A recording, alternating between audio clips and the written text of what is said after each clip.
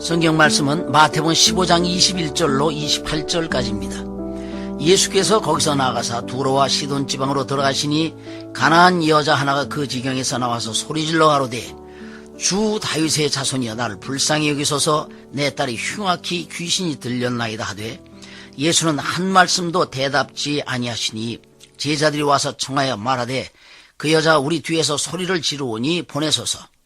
예수께서 대답하여 가라사대 나는 이스라엘 집에 잃어버린 양 외에는 다른 데로 보내심을 받지 아니하였노라 하신대 여자가 와서 예수께 절하며 가로되 주여 저를 도우소서. 대답하여 가라사대 자녀의 떡을 취하여 개들에게 던짐이 마땅치 아니하니라. 여자가 가로되 주여 올소이다마는 개들도 제 주인의 상에서 떨어지는 부스러기를 먹나이다 하니 이에 예수께서 대답하여 가라사대 여자야 내 믿음이 크도다. 내 소원대로 되리라 하시니 그 시로부터 그의 딸이 나으니라. 오늘은 개들도 제 주인의 것을 먹나이다 라는 제목으로 말씀을 드리겠습니다. 예수께서 제자들과 전도 여행을 하실 때 시돈과 두로 지방에 들어가시니 어느 가나안 여인이 나와서 소리를 지릅니다. 주 다윗의 자손이여 나를 불쌍히 여기소서. 내 딸이 흉악히 귀신이 들렸나이다 하나 예수님은 못 들은 척하고 계속 가십니다. 그러나 계속 소리 지르고 쫓아오니 제자들이 저 여자를 쫓아 보내소서라고 합니다. 이에 예수께서 대답을 하시는데 이상한 말씀을 하십니다.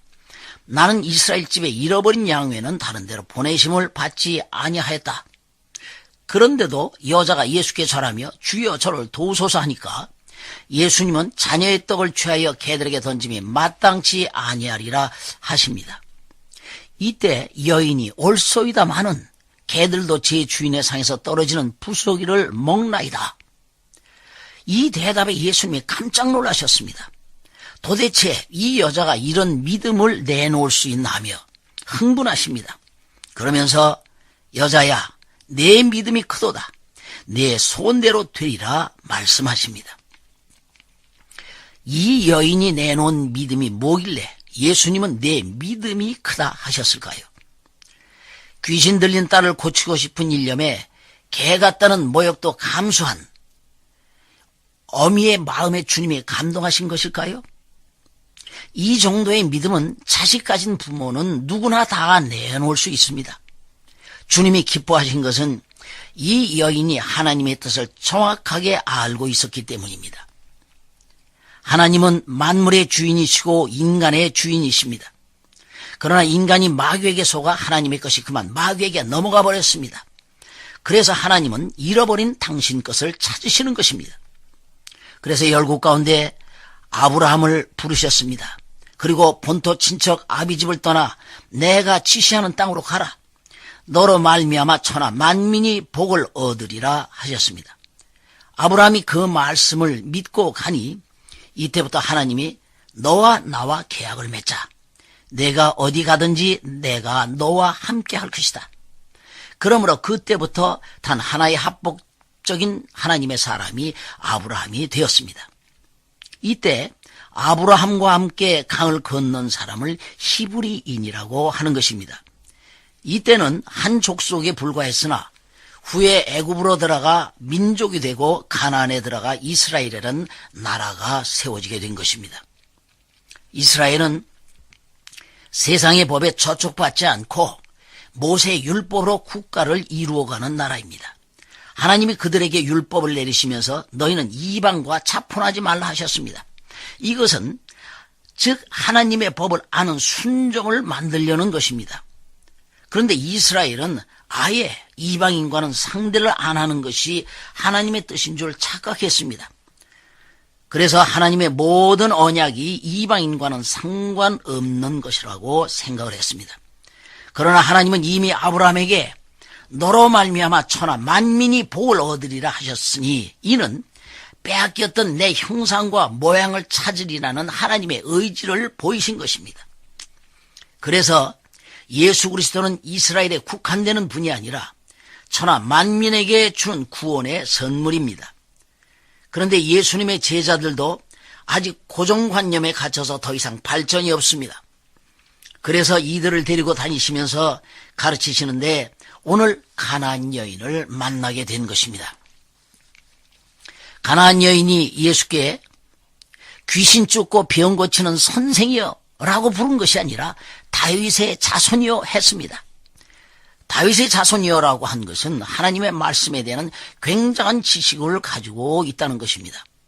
이렇게 부르는데도 예수님이 모른 척 하시는 것은 그 제자들의 반응을 보고 계신 것입니다. 만일 주여 저 이방 여인이 당신을 다윗의 자손이라고 부릅니다. 저 여인도 당신의 소유가 되기를 원하니 고쳐주시옵소서 하면 야, 내 믿음이 대단하다 하셨을 것입니다. 그런데 제자들인 저 여자를 쫓아보내서 했습니다. 그래서 예수님이 나는 이스라엘 집에 잃어버린 양회는 다른 데로 보내심을 받지 아니했다 할 때 아마 속으로 그러면 그렇지 어떻게 이방인을 상종할 수 있나 하며 좋아했을 것입니다. 그런데 여자가 절하면서 나를 도우소서 하니 주님은 이 여인의 믿음을 더 보고 싶으셨습니다. 그래서 자녀의 떡을 취하여 개에게 던지는 것이 마땅치 않다 하니 옳습니다마는 개도 제 주인의 상에서 떨어지는 부스러기를 먹습니다 합니다. 이는 당신은 이스라엘의 구주가 맞습니다마는 개 같은 이방인의 구주도 되신다는 것입니다. 대단한 수준입니다. 성경은 곳곳에서 이방인도 하나님의 백성이 될 수 있다는 것을 기록하고 있습니다. 갈라디아서 3장 7절에 8절에도 그런즉 믿음으로 말미암은 자들은 아브라함의 아들인 줄 알지어다. 이사야서 56장 3절로 7절 말씀에는 여호와께 연합하여 섬기며 나의 언약을 굳게 지키는 이방인은 나의 성산으로 인도하리라 했습니다. 또 호세아 2장 23절에는 내 백성 아니었던 자에게 너는 내 백성이라 하리니 저희는 이르기를 주는 내 하나님이라 하리라. 즉 예수를 이스라엘에 심어 약속이 없는 이방인이 나의 하나님이라 말하게 된다는 것입니다. 지금 우리가 예수를 믿고 있는 것은 수천 년 전 하신 예언이 이루어지고 있는 것입니다. 가나안 여인도 이 말씀을 듣고 알아서 그 믿음을 내놓은 것입니다. 그러므로 내가 이 믿음을 내놓았으니 내가 내 구주가 되었다. 그 표적으로 내 소원대로 되리라 하시니 그의 딸이 즉시 낳은 것입니다. 사도 바울도 로마서 3장 29절에 하나님은 유대인의 하나님만이 아니라 이방인의 하나님도 되신다 했습니다. 당시 유대인들이 이방인을 얼마나 무시했는지 모릅니다. 이들이 예수 믿고 성령을 받았지만 아직 하나님의 뜻을 알지 못합니다. 베드로가 백부장 고넬료의 초청을 받고 그 집에 들어갈 때도 유대인으로서 이방인과 교제하는 것은 위법이라 했습니다.